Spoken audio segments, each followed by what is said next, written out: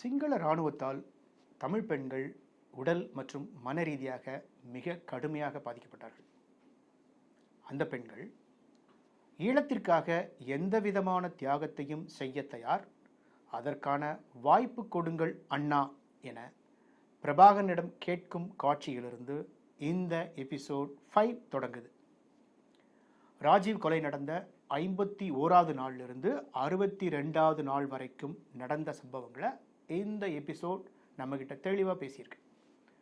மே 12, 1991 சென்னை நந்தனம் VP Singh கூட்டத்தில் Sivarasan team பார்த்த அந்த ஒத்திகை ரொம்ப அதிர்ச்சிகரமாக இருக்கு. எஸ்ஐடி டீம் அதிர்ச்சியோட உச்சத்துக்கே போயிடுறாங்க இந்த விஷயம் தெரிஞ்ச உடனே. அந்த சீன்களை எல்லாம் ரொம்ப நுணுக்கமாக பதிவு பண்ணியிருக்காங்க இந்த எபிசோடில்.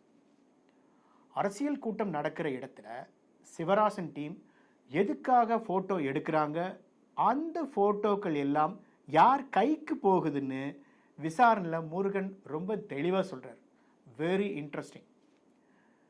தமிழ்நாட்டில் அரசியல் பிரச்சாரத்திற்கான ஒரு இடமாக ஸ்ரீபெரும்புதூரை ராஜீவ்காந்தி தன்னுடைய சொந்த விருப்பத்தின் பெயரில்தான் செலக்ட் பண்ணார்னு இந்த எபிசோட் தெளிவாக பதிவு பண்ணியிருக்காங்க. ஆடியன்ஸான நீங்கள் ரொம்ப கவனமாக இந்த இடத்த பார்க்கணும். சல்வார் கமீஸ் தைக்கிறதுக்கு எதுக்காக காங்கிரஸ் கட்சியின் கொடி கலரில் தானு, அதாவது சூசைட் பாம்பர் தானு துணிகளை எடுக்க வேண்டும்.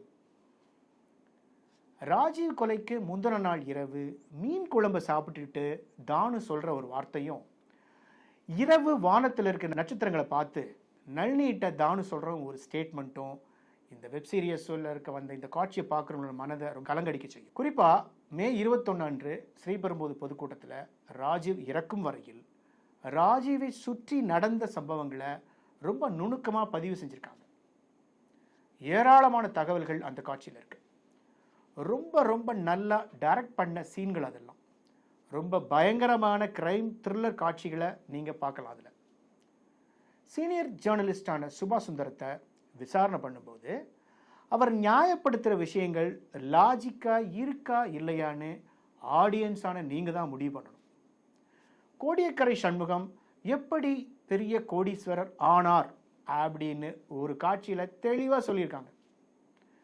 சண்முகத்தின் கைது, விசாரணை, மண்ணுக்கடியில் புதைக்கப்பட்டிருந்த ஆயுதங்கள், இறுதியில் தூக்கில் தொங்கிய நிலையில் சண்முகத்தின் உடல், இதுவரையிலான காட்சிகள் எல்லாமே த்ரில்லிங்கான சீன்களாக பண்ணியிருக்காங்க. அந்த சீன்களில் நிறைய டீட்டெயில் இருக்குது. உண்மையிலேயே ரொம்ப நல்ல மேக்கிங். ஆனால் போலீஸ் கஸ்டடியில் இருந்த கோடியக்கரை சண்முகம் அந்த சர்க்கியூட் ஹவுஸ் வளாகத்திற்கு உள்ளேயே ஒரு மரத்தில் தொங்கிய நிலையில் சடலமாக கண்டுபிடிக்கப்பட்டார். சண்முகம் எப்படி இறந்தார்னு இன்னைக்கு வரைக்கும் மர்மமாக தான் இருக்கு. எஸ்ஐடி டீம் சிவராசன் டீமின் பெரும்பாலான நபர்களை பிடிச்சிடுறாங்க.